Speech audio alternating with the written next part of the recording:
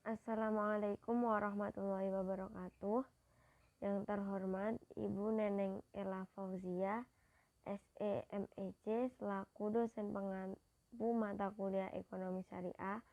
Perkenalkan, nama saya Ikfi Nahima Alia dari kelas C, Program Studi Ekonomi Syariah, Fakultas Ekonomi dan Bisnis Islam, UIN Sunan Kalijaga, Yogyakarta. Di sini saya akan mempresentasikan hasil rangkuman materi selama 1 semester. Yang pertama yaitu ruang lingkup ekonomi makro. Dua cabang utama dari ilmu ekonomi adalah ekonomi makro dan ekonomi mikro. Seperti tercermin pada namanya, kedua teori ekonomi ini pun bertentangan kontennya. Secara singkat, ekonomi makro memfokuskan studinya pada ekonomi secara menyeluruh dan total. Sementara ekonomi mikro merupakan studi yang menyoal unit ekonomi secara perorangan. Perbedaan ekonomi makro dan ekonomi mikro.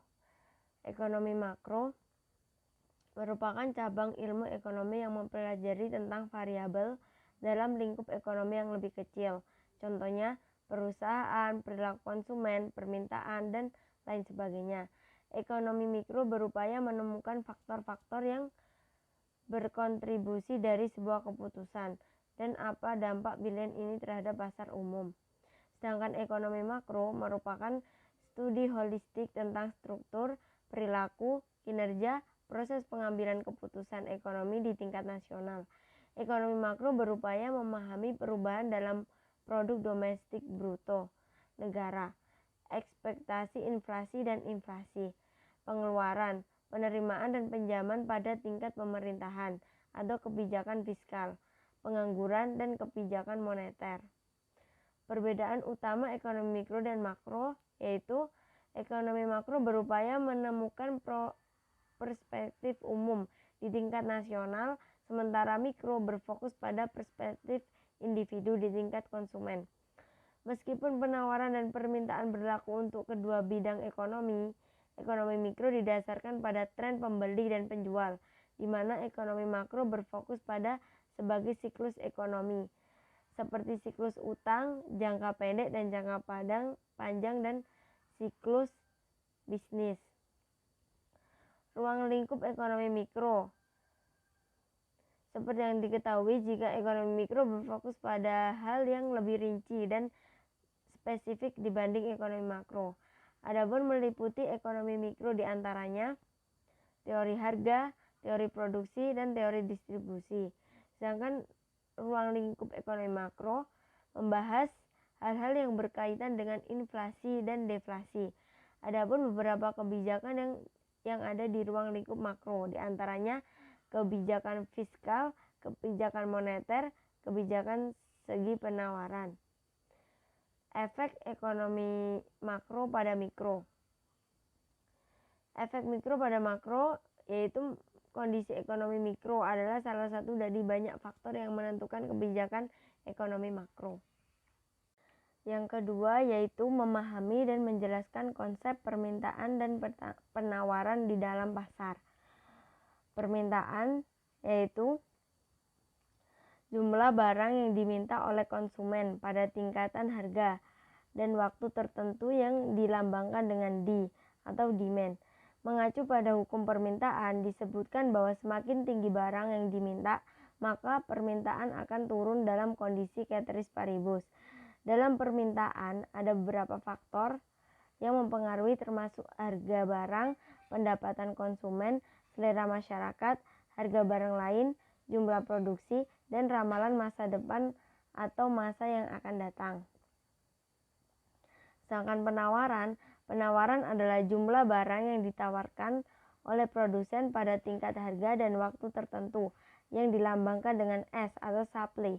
Mengacu pada hukum penawaran, diketahui bahwa jika harga mengalami peningkatan, maka jumlah barang yang ditawarkan juga akan mengalami peningkatan pada kondisi ceteris paribus. Tak jauh berbeda dengan permintaan yang dipengaruhi oleh hal-hal seperti harga barang dan selera masyarakat. Penawaran juga demikian, hanya saja berbanding terbalik jika diurutkan. Penawaran dipengaruhi oleh harga barang, serta harga barang lain terlebih dahulu. Setelah itu diikuti biaya produksi, tingkat teknologi, tujuan perusahaan, dan baru selera masyarakat. Harga pasar. Harga pasar adalah harga yang disepakati oleh penjual dan pembeli setelah melalui proses tawar-menawar. Harga pasar terbentuk karena adanya kekuatan permintaan dan penawaran.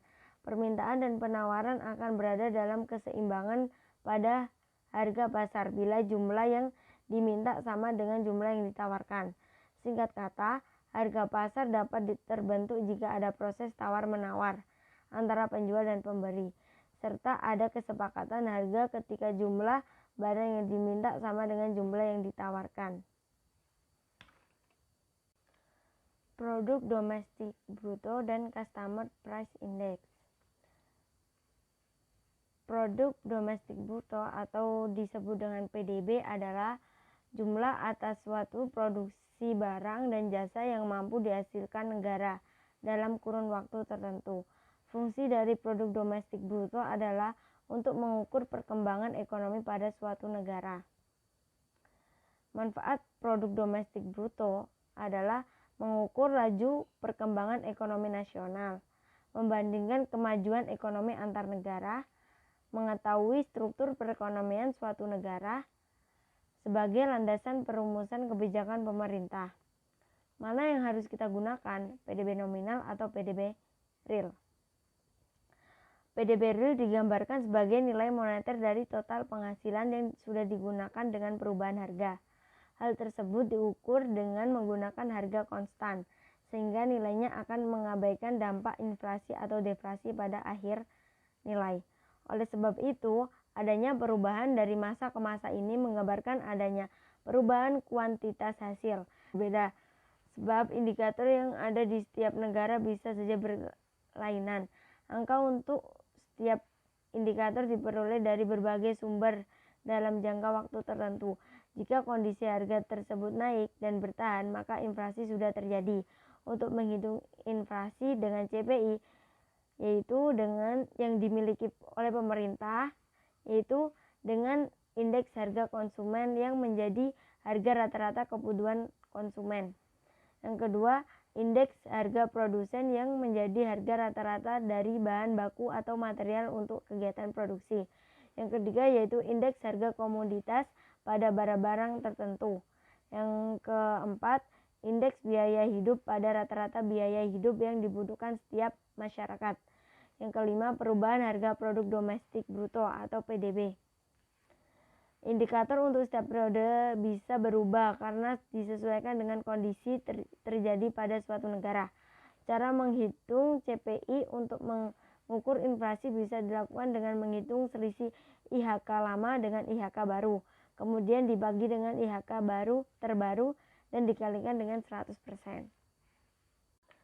Memahami konsep produksi dan pertumbuhan. Konsep produksi yaitu konsep yang biasa digunakan oleh para produsen adalah konsumen akan menyukai suatu produk yang mempunyai kualitas, performa yang baik, serta paling inovatif. Sehingga berbagai perusahaan lainnya pun harus mengeluarkan energi yang besar untuk menciptakan produk tersebut agar mampu memenuhi keperluan pasar dan mampu melakukan perbaikan secara terus-menerus kepada konsumennya. Klasifikasi dan jenis-jenis produk. Yang pertama yaitu produk konsumsi, produk industri, produk berdasarkan wujudnya, dan produk berdasarkan daya tahannya. Tingkat produk. Kebanyakan dari kita tentu sudah mengetahui bahwa ada banyak sekali jenis produk di sekitar kita. Namun setiap produk tersebut ternyata memiliki tingkatan masing-masing, sehingga kuantitasnya pun berbeda-beda. Fandi Jiptono dalam bukunya menjelaskan terdapat 5 tingkatan produk, yakni produk utama, produk generik, produk harapan, produk pelengkap, dan produk potensial. Yang kedua yaitu pertumbuhan ekonomi. Pertumbuhan ekonomi adalah suatu keadaan adanya peningkatan pendapatan yang terjadi karena peningkatan produksi pada barang dan jasa. Adanya peningkatan pendapatan ini tidak berkaitan dengan adanya peningkatan jumlah penduduk dan bisa dinilai dari peningkatan output teknologi yang makin berkembang. Yang kedua, sumber daya alam, kemajuan iptek, tingkat inflasi, tingkat suku bunga. Pengukuran pertumbuhan ekonomi. Berdasarkan pertumbuhan ekonomi ini akan dinilai menggunakan perbandingan pada komponen yang mampu mewakili keadaan ekonomi suatu negara terhadap periode atau tahun sebelumnya. Terdapat dua komponen yang bisa dimanfaatkan untuk menilai atau mengukur pertumbuhan ekonomi pada satu negara, yaitu produk nasional bruto. Yang kedua yaitu produk domestik bruto. Selanjutnya yakni saving, investment, dan financing institution. Saving yaitu simpanan yang penarikannya hanya dapat dilakukan menurut syarat tertentu yang disepakati, tetapi tidak dapat ditarik dengan cek, blit, giro, atau alat lainnya. Tujuan saving yaitu menyisihkan sebagian hasil pendapatan nasabah sebagai alat untuk melakukan transaksi bisnis dan untuk pendidikan. Sarana penarikan bisa dari buku tabungan, slip penarikan, atau ATM dan lainnya. Perhitungan bunga dihitung dengan metode saldo terendah, metode saldo rata-rata, dan metode saldo harian. Faktor tingkat tabungan yaitu tinggi rendahnya pendapatan masyarakat dan tinggi rendahnya suku bunga bank, adanya tingkat kepercayaan terhadap bank. Investment yaitu pembelian atau produksi dari modal barang yang tidak dikonsumsi tetapi digunakan untuk diproduksi yang akan datang. Bentuk produk yaitu surat berharga, saham, bukti hutang, dan lain-lain. Financial institution yaitu lembaga keuangan, merupakan badan usaha atau institusi di bidang jasa keuangan yang bergerak dengan cara menghimpun dana masyarakat dan menyalurkannya untuk pendanaan serta dengan mendapatkan dalam bentuk bunga atau persentase. Manfaat lembaga keuangan yaitu likuiditas, kemampuan mendapatkan uang tunai saat diperlukan, pengalihan aset, realokasi pendapatan, kemudahan transaksi. Jenis-jenis lembaga keuangan yaitu lembaga keuangan bank, yang kedua lembaga keuangan non-bank. Fungsi lembaga keuangan, yang pertama yaitu bank, lembaga yang menghimpun dana masyarakat. Yang kedua menyalurkan kembali data yang sudah terhimpun. Yang ketiga memberikan bantuan modal usaha kepada masyarakat. Yang keempat yaitu penggadaian, memberikan pinjaman kepada nasabah. Yang kelima yaitu koperasi, memberikan jasa simpan pinjam kepada anggotanya dengan bunga yang relatif rendah. Unemployment atau disebut dengan pengangguran. Pengangguran adalah sebutan untuk angkatan kerja atau penduduk berumur 15-65 tahun yang tidak bekerja sama sekali atau sedang mencari pekerjaan. Penyebab pengangguran yaitu banyaknya jumlah tenaga kerja tidak sebanding dengan lapangan kerja, rendahnya tingkat pendidikan, resesi ekonomi. Dampak pengangguran yaitu meningkatnya angka kriminalitas, menurunkan daya asing, menyebabkan kesenjangan sosial, tingkat inflasi. Sistem moneter.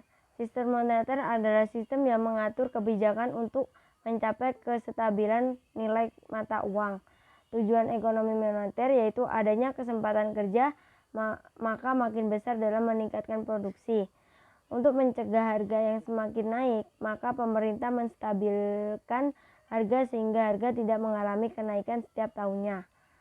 Neraca pembayaran internasional yang seimbang.